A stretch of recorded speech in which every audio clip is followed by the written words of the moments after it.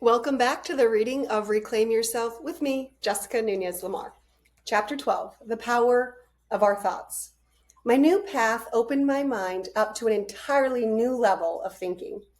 I started to receive more signs from the universe, whether it was numbers, animals, butterflies, owls, dragonflies, praying mantises, or more.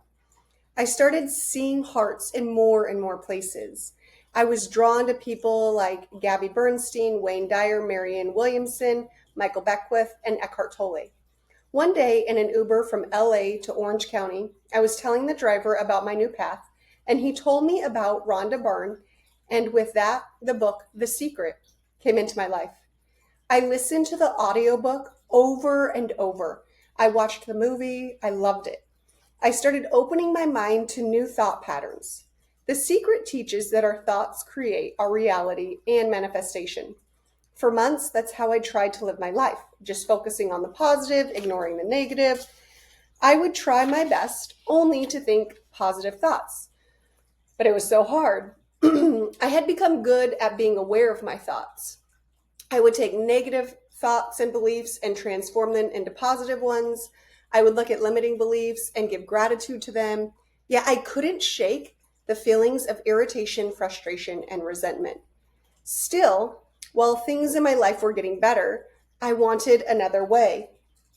A part of me wanted these negative feelings to just go away, but another part of me wanted to understand them. The first step on my journey was becoming aware that I wanted another way. The second step was transforming my thoughts. The National Science Foundation estimates we have between 12,000 and 60,000 plus thoughts per day. 80% are negative, 95% are repetitive. According to a Harvard study, 47% of the time we are thinking about something else other than what is happening at the moment. Scientists don't know where thoughts come from. What they do know is that when a thought occurs, neurons release brain chemicals known as neurotransmitters, which generate these electrical signals in neighboring neurons. The electrical signals propagate like a wave to thousands of neurons, which leads to thought formation. One theory explains that thoughts are generated when neurons fire. Does it feel like the thoughts will never stop? Not even for a moment. You just want a break from it all, but even when you get a break, it is like you cannot turn it off. So, you look for things to take you out of your mind. Work, focusing on others' problems, social media, TV, exercise, shopping, eating, drinking, or other habits of distraction. When I first heard of Eckhart Tolle's book, The Power of Now, A Guide to Spiritual Enlightenment, I thought it was a book about getting things done now, as in don't procrastinate. Then I read it again and again. It is a powerful book on being present in the moment.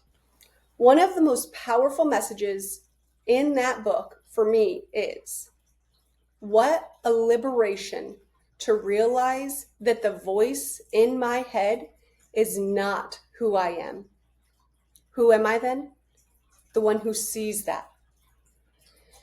I had to read this a few times before it sunk in. Wait, I thought. I am not the voice in my head, the one that rambles on nonstop with all the incessant chatter, doubt, questioning, criticism, judgment, comparison, and the do this and not do that. This voice in my head is not who I am. This was so liberating. It was such a relief. In Michael Singler's book, An Untethered Soul, The Journey Beyond Yourself, he writes, and if right now you are hearing, I don't know what you're talking about, I don't have any voice inside my head, that's the voice that we're talking about. I busted out laughing because while I had known this, there are still times the voice inside my head thinks it's in charge.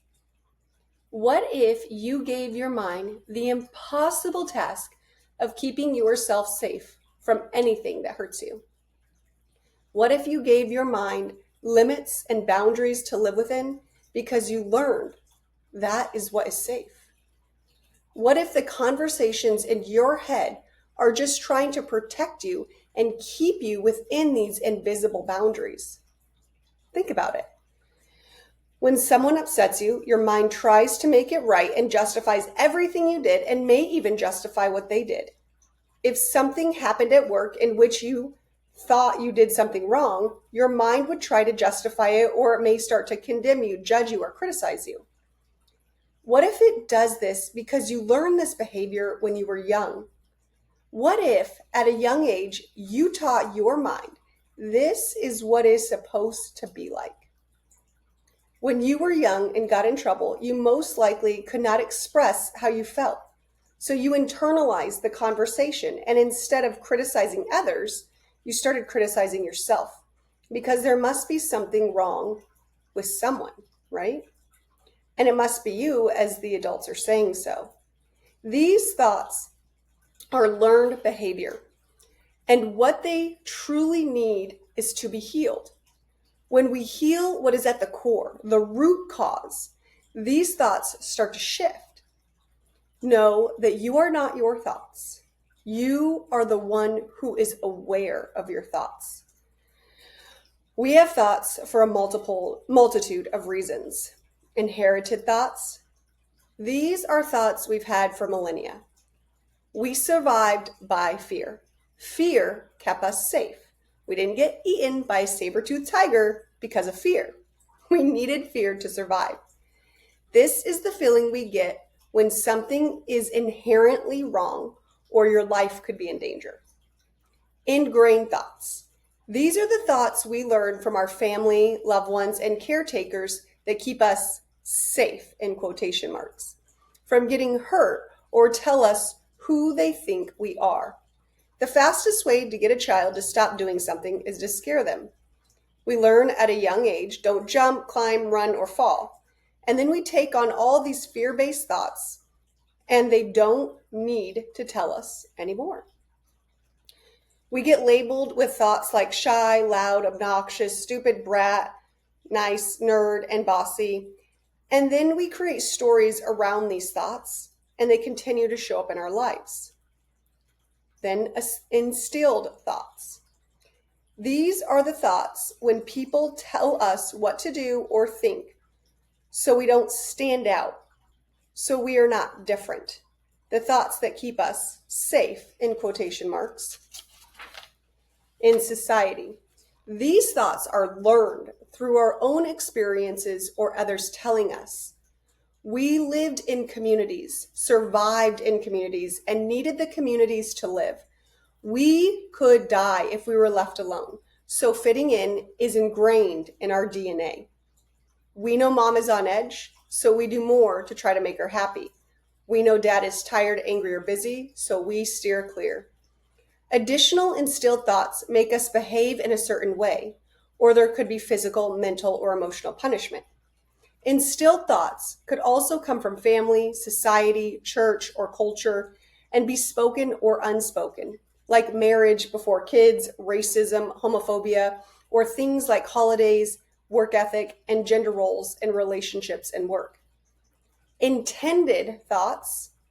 These thoughts hold our intention in each situation, whether conscious or unconscious. Everything we do has an intention, although we may not be aware of the intention. We want to be good, do good, or come across as good. So we replay thoughts in our head about what we can do to help, give, or serve, or please others. Or we rationalize what we've done to keep ourselves or others safe. Or there's even bad, in quotation, intent. Maybe we want to get even or get revenge. Maybe it feels better when we judge somebody or compare ourselves to others. These thoughts are intended. Now, I want to be clear that while they are intended, they may not be conscious. We may not mean to bring forth these thoughts consciously. We may be subconsciously doing it because of patterns or cycles we learned or picked up in childhood. Thoughts are typically trying to solve a problem or trying to protect us. Here are some examples. Number 1, inherited thoughts are about survival. Let's say you go on a camping trip. You only have so much food, and the road gets shut down. so you can't get food for 3 days. First, of course, you freak out a little. How are we going to eat? Where are we going to get our food? I knew we shouldn't have come. I told you we should have packed more food, you say to your partner. Become aware of these thoughts. Notice the first two are asking questions to solve problems, and the last two are protecting us. Then our thoughts escalate, and they think of all the ways to solve the problem. We will fish, hunt, and ration the food. They go into protection. If someone tries to take our food, we must hide it and keep it safe. The fear-based thoughts come in. You can see here how our thoughts go back and forth between solving the problem and protecting ourselves or others in a situation. 2. Ingrained thoughts. We learn from our family and loved ones or caretakers that keep us safe or small. Let's say there's a new job you want, but you have ingrained thoughts that you are shy, or you learned taking risk is dangerous, or you learned that loyalty is a family value. You cautiously proceed, ensuring you have thought out every potential pitfall. What if I don't do well in the interview? What if the pay isn't as high? What if it is? What if I go and then there are layoffs? What if they don't value the work I do? Or what if I have to do more work? Again, you can see the problem solver and the protector working together. 3. Instilled thoughts are the thoughts we learned through our own experiences or when people tell us what to do or think, i.e., we have been taught it is best course of action, even if it's not good for us. A relationship isn't working, but you want it to, so you plan to discuss it with this person. Your problem-solving thoughts will think of everything they may say. Your protector thoughts will produce all the ways you have tried to make this relationship work and how you will protect yourself if they say certain things. These problem solvers and protector thoughts will most likely come from a place of old cycles and patterns learned from childhood, society, culture, or family. 4. Intended thoughts set our intention, whether conscious or unconscious. While working on a group project where someone is not pulling their weight and you have an upcoming deadline, your problem solver thoughts will come in and think about all the ways you can still meet the deadline and the actions to take. Your protector thoughts will come in and talk about all the ways you have contributed and that it is not your fault that you may not meet the deadline. Your mind will be so caught up in these thoughts that it is hard to open yourself up to creative possibilities that exist to finish the project. Then you may judge or compare the work you have done against others, rationalizing, analyzing, and protecting yourself from getting in trouble, in quotes. Again, while these thoughts are intended, they may not be conscious. So we may not mean to bring forth these thoughts consciously. We may be subconsciously having them because of patterns or cycles we learned or picked up in childhood. Many thoughts are protecting us. They are trying to solve the problem we lay out. The problem solver thoughts are typically logical and analytical and develop multiple ways to solve the problem, in quotation marks, at hand. The protector thoughts develop ways to keep you safe, protect the vulnerable parts of us, protect us from our fears, and keep us constantly going so we can distract ourselves. What if we can shift our perspective and instead of judging our thoughts or spiraling into them, we can transform them? It's possible, and it starts with noticing your thoughts. Look in chapter 15 for the 3-step rediscovery process for transforming our thoughts to start healing your thoughts.